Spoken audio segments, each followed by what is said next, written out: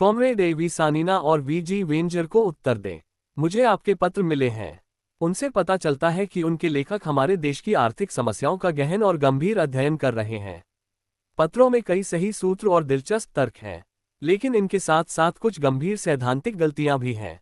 मैं इस उत्तर में इन्हीं गलतियों पर विस्तार से चर्चा करना चाहता हूं। 1. समाजवाद के आर्थिक कानूनों का चरित्र। कॉमरेड सानीना और वेंझेर का दावा है कि केवल भौतिक उत्पादन में लगे सोवियत नागरिकों की सचेत कार्रवाई के कारण ही समाजवाद के आर्थिक कानून उत्पन्न होते हैं। ये राय बिल्कुल गलत है। क्या आर्थिक विकास के नियम वस्तुगत रूप से हमसे बाहर मनुष्य की इच्छा और चेतना से स्वतंत्र रूप से मौजूद हैं? मार्क्सवाद इस प्रश्न का उत्तर सकारात्मक रूप से देता है। मार्क्सवाद का मानना है कि समाजवाद की राजनीतिक अर्थव्यवस्था के नियम हमारे बाहर मौजूद वस्तुगत नियमों के लोगों के मन में प्रतिबिंब हैं। लेकिन कॉमरेड सानीना और वेंझेर का सूत्र इस प्रश्न का उत्तर नकारात्मक रूप से देता है।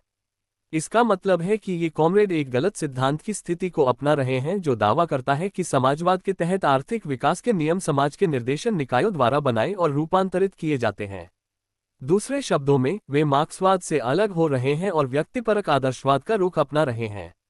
बेशक मनुष्य इन वस्तुगत नियमों की खोज कर सकते हैं, उन्हें जान सकते हैं और उन पर भरोसा करके समाज के हित में उनका उपयोग कर सकते हैं, लेकिन वे उन्हें बन नहीं सकते, न ही वे उन्हें बदल सकते हैं। मान लीजिए कि हमने एक पल के लिए इस गलत सिद्धांत को स्वीकार कर लिया जो समाजवाद के तहत आर्थिक गतिविधि के वस्तुगत नियमों के अस्तित्व को नकारता है और जो आर्थिक नियमों को बनाने और बदलने की संभावना की घोषणा करता है। ये हमें कहाँ ले जाएगा? ये हमें अराजकता और संयोग के दायरे में ले जाएगा। हम खुद को संयोगों पर गुलामी की तरह निर्भर पाएंगे और हम न केवल समझने की संभावना खो देंगे, बल्कि संयोगों की इस अराजकता में अपना रास्ता खोजने की संभावना भी खो देंगे।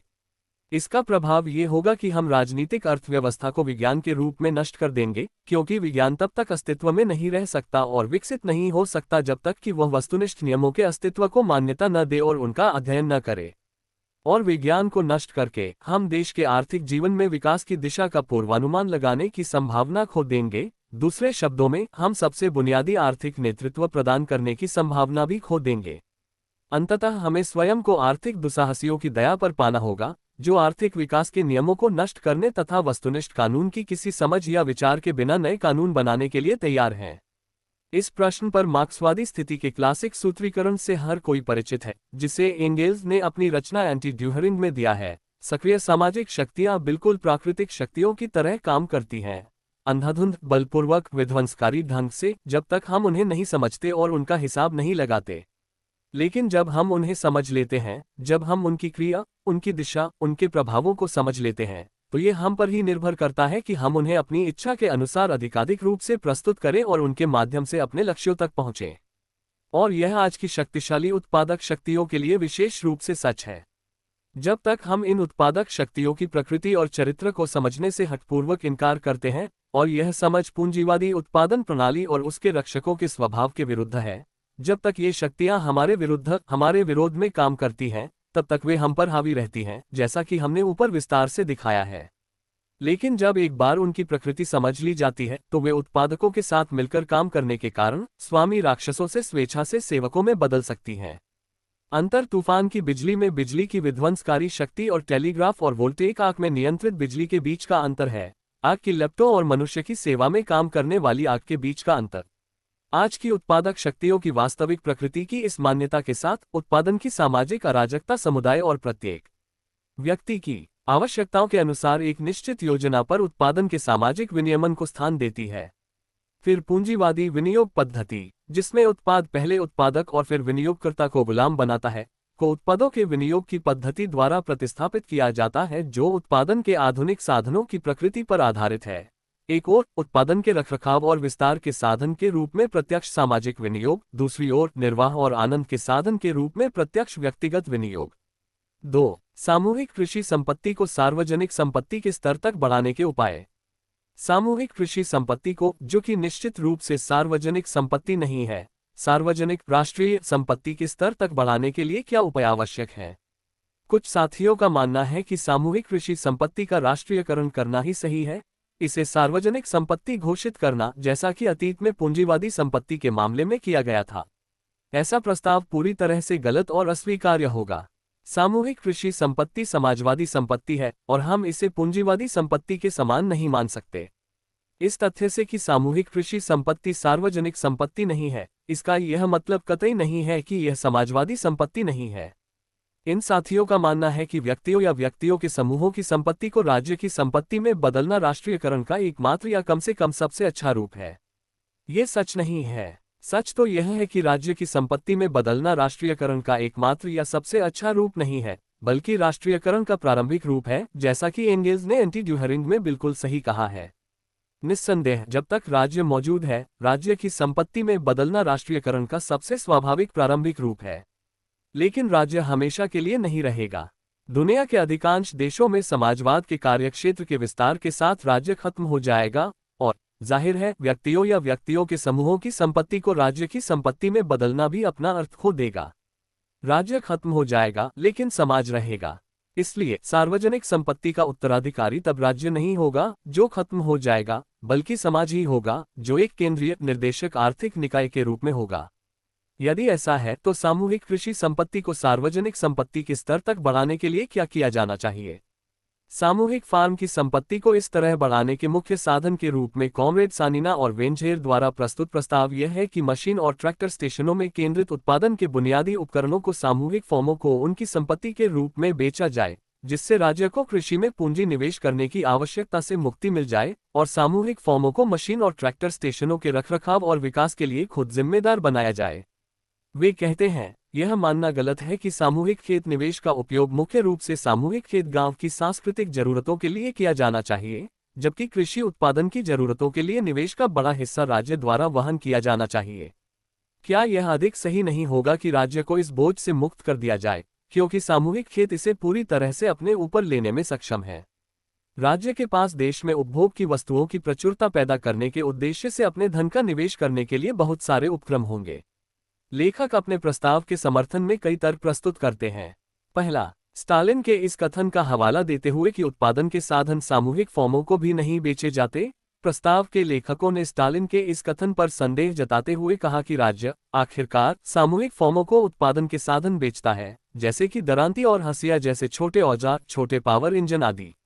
वे मानते हैं कि अगर राज्य सामूहिक फर्मों को उत्पादन के ऐसे साधन बेच सकता है, तो वह उन्हें उत्पादन के अन्य साधन भी बेच सकता है, जैसे कि मशीन और ट्रैक्टर स्टेशनों की मशीनें। ये तर्क अस्वीकार्य है। राज्य बेशक सामूहिक खेतों को छोटे औजार बेचता है, जैसा कि उसे कृषि आटेल और संविधान के नियमों के अनुपालन में करना पड़ता है। लेकिन क्या हम छोटे औजारों और उत्पादन के ऐसे बुनियादी कृषि साधनों जैसे कि मशीन और ट्रैक्टर स्टेशनों की मशीनें या मान लीजिए भूमि, जो कि आखिरकार कृषि में उत्पादन के बुनियादी साधनों में से एक है, को एक श्रेणी में रख सकते हैं? जाहिर है नहीं। उन्हें एक श्रेणी में नहीं रखा जा सकता, क्योंकि छोटे औजार किसी भी हद तक सामूहिक खेत उत्पादन के भाग्य का फैसला नहीं करते हैं, जबकि उत्पादन के ऐसे साधन जैसे कि मशीन और ट्रैक्टर स्टेशनों की मशीनें और भूमि हमारी वर्तमान परिस्थितियों में पूरी तरह से कृषि के भाग्य का फैसला करती हैं। ये समझना मुश्किल नहीं होना चाहिए कि जब स्टालिन ने कहा कि उत्पादन के साधन सामूहिक खेतों को नहीं बेचे जाते हैं, तो उनके मन में छोटे मोटे उपकरण नहीं थे, बल्कि कृषि उत्पादन के बुनियादी साधन थे, मशीन और ट्रैक्टर स्टेशनों की मशीनें, जमीन। लेखक उत्पादन के साधन शब्दों के साथ खेल रहे हैं और दो अलग अलग चीजों को भ्रमित कर रहे हैं, बिना ये देखे कि वे गड़बड़ कर रहे हैं। दूसरा, कॉमरेड सानिना और वेंझेर इस तथ्य का भी उल्लेख करते हैं कि सामूहिक खेत आंदोलन के शुरुआती दौर में 1929 के अंत और 1930 की शुरुआत में केंद्रीय समिति CPSUB खुद मशीन और ट्रैक्टर स्टेशनों को सामूहिक खेतों को उनकी संपत्ति के रूप में हस्तांतरित करने के पक्ष में थी, जिसके लिए उन्हें 3 साल की अवधि में मशीन और ट्रैक्टर स्टेशनों की लागत का भुगतान करना पड़ता था। वे मानते हैं कि हालांकि उस समय ऐसा कुछ नहीं हुआ, लेकिन सामूहिक खेतों की गरीबी को देखते हुए अब जब वे अमीर हो गए हैं, तो इस नीति पर वापस लौटना समीचीन हो सकता है, यानी मशीन और ट्रैक्टर स्टेशनों को सामूहिक खेतों को बेचना। ये तर्क भी इसी तरह से अस्वीकार्य है। 1930 के आरंभ में केंद्रीय समिति CPSUB द्वारा सामूहिक खेतों को मशीन और ट्रैक्टर स्टेशन बेचने का निर्णय लिया गया था। इसे सामूहिक खेत के शौक वर्करों के एक समूह के सुझाव पर एक प्रयोग के रूप में, एक परीक्षण के रूप में अपनाया गया था, इस विचार के साथ कि इस प्रश्न पर जल्द ही वापस लौटकर इसकी फिर से जांच की जाए। लेकिन पहले परीक्षण ने इस निर्णय की अनुपयुक्तता को प्रदर्शित किया और कुछ महीनों बाद अर्थात 1930 के अंत में इसे रद्द कर दिया गया। सामूहिक फार्म आंदोलन के बाद के प्रसार और सामूहिक फार्म निर्माण के विकास ने सामूहिक किसानों और अग्रणी अधिकारियों दोनों को निश्चित रूप से यह विश्वास दिला दिया कि कृषि उत्पादन के बुनियादी औजारों का राज्य के हाथों में, मशीन और ट्रैक्टर स्टेशनों के हाथों में संकेंद्रण ही सामूहिक फार्म उत्पादन के उच्च दर के विस्तार को सुनिश्चित करने का एकमात्र तरीका था। हम सभी अपने देश में कृषि उत्पादन में हो रही जबरदस्त प्रगति से खुश हैं, अनाज, कपास, सन, चुकंदर आदि के उत्पादन में वृद्धि से। इस वृद्धि का स्रोत क्या है? यह आधुनिक तकनीकी उपकरणों की वृद्धि है। अनेक आधुनिक मशीनें हैं जो उत्पादन की सभी शाखाओं की सेवा कर रही हैं। ये सामान्य रूप से मशीनरी का सवाल नहीं है। सवाल यह है कि मशीनरी स्थिर नहीं रह सकती, इसे हर समय परिपूर्ण किया जाना चाहिए। पुरानी मशीनों को हटाकर नई मशीनों से बदला जाना चाहिए और नई मशीनों को और भी नई मशीनों से। इसके बिना हमारी समाजवादी कृषि का आगे बढ़ना असंभव होगा। बड़ी फसलें और कृषि उपज की प्रचुरता का सवाल ही नहीं उठता। लेकिन सैकड़ों हजारों पहिएदार ट्रैक्टरों को हटाकर उनकी जगह कैटरपिलर ट्रैक्टर लगाने, हजारों अप्रचलित हार्वेस्टर कंबाइनों को अधिक आधुनिक मशीनों से बदलने, औद्योगिक फसलों के लिए नई मशीनें बनाने में क्या शामिल है? इसमें अरबों रूबल का खर्च शामिल है, जिसकी भरपाई 6 या 8 साल बीतने के बाद ही हो सकती है। क्या हमारे सामूहिक खेत इस तरह के खर्च को वहन करने में सक्षम हैं, भले ही उनकी आय लाखों में हो? नहीं, वे नहीं कर सकते, क्योंकि वे अरबों रूबल का खर्च उठाने की स्थिति में नहीं हैं, जिसकी भरपाई 6 या 8 साल की अवधि के बाद ही हो सकती है। ऐसे खर्च केवल राज्य द्वारा ही वहन किए जा सकते हैं, क्योंकि वही और केवल वही पुरानी मशीनों को हटाने और उनकी जगह नई मशीनें लगाने से होने वाले नुकसान को वहन करने की स्थिति में है, क्योंकि वही और केवल वही 6 या 8 साल तक ऐसे नुकसान को वहन करने की स्थिति में है और उसके बाद ही व्यय की भरपाई कर सकता है।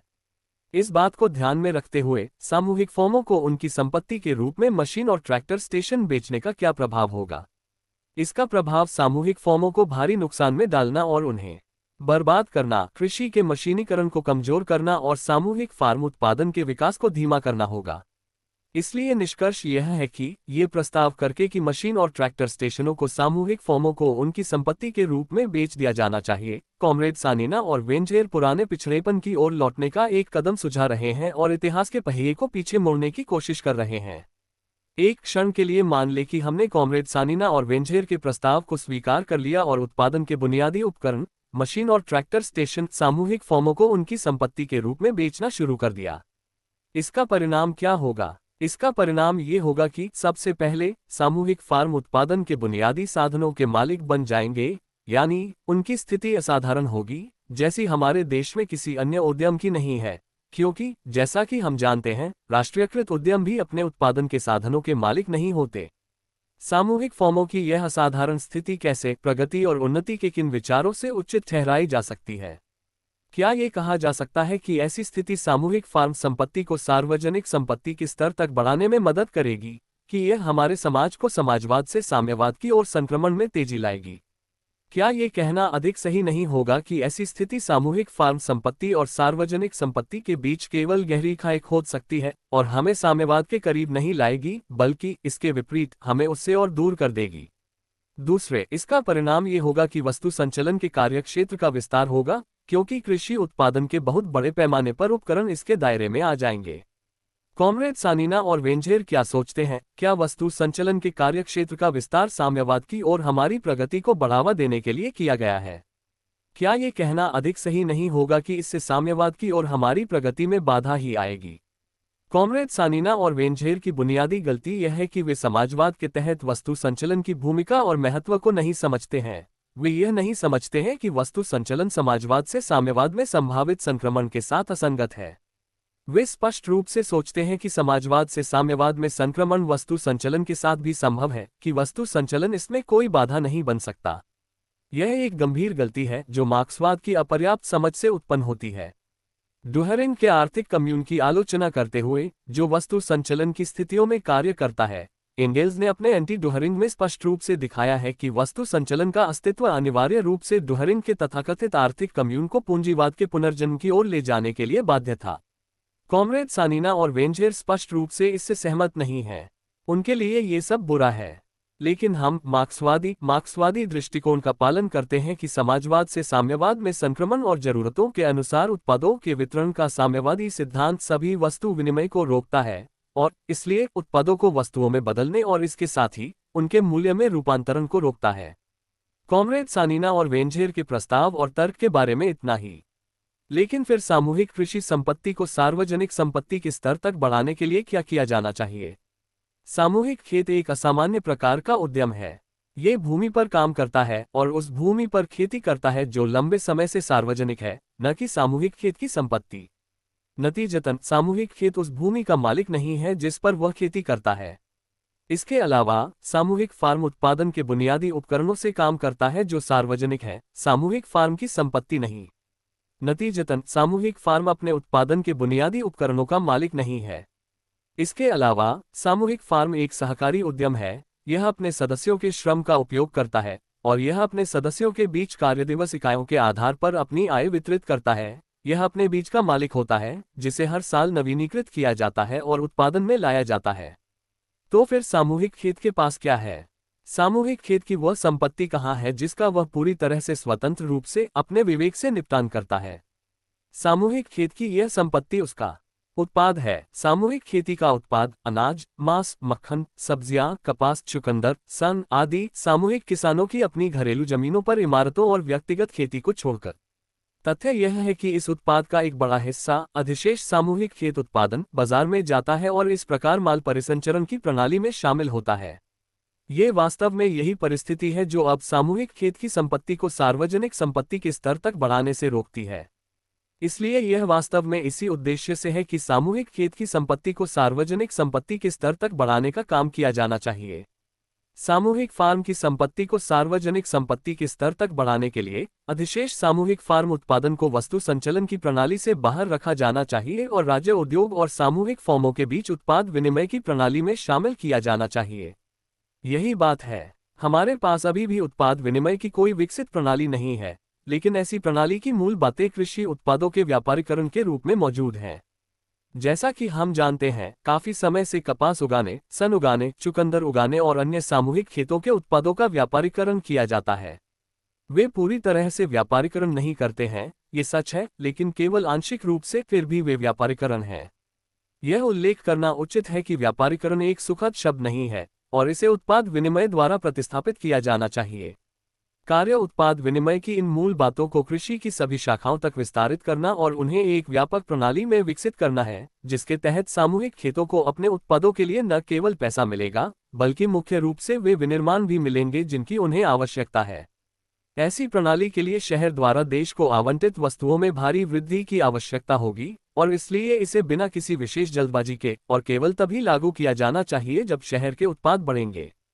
लेकिन इसे अविचल और निसंकोच रूप से लागू किया जाना चाहिए। कदम दर कदम माल परिसंचरण के संचालन के क्षेत्र को छोटा करना होगा और उत्पाद विनिमय के संचालन के क्षेत्र को व्यापक बनाना होगा। ऐसी व्यवस्था वस्तु परिसंचरण के संचालन के क्षेत्र को संकुचित करके समाजवाद से साम्यवाद की ओर संक्रमण को सुगम बनाएगी। इसके अलावा ये सामूहिक खेतों की मूल संपत्ति सामूहिक खेती के उत्पाद को राष्ट्रीय नियोजन की सामान्य प्रणाली में शामिल करना संभव बनाएगी। ये हमारी वर्तमान परिस्थितियों में सामूहिक कृषि संपत्ति को सार्वजनिक संपत्ति के स्तर तक बढ़ाने का एक वास्तविक और प्रभावी साधन होगा। क्या ऐसी व्यवस्था सामूहिक खेत किसानों के लिए फायदेमंद होगी? बेशक होगी, क्योंकि सामूहिक खेत किसानों को राज्य से कमोडिटी सर्कुलेशन के मुकाबले कहीं ज्यादा उत्पाद मिलेंगे और वो भी बहुत सस्ते दामों पर।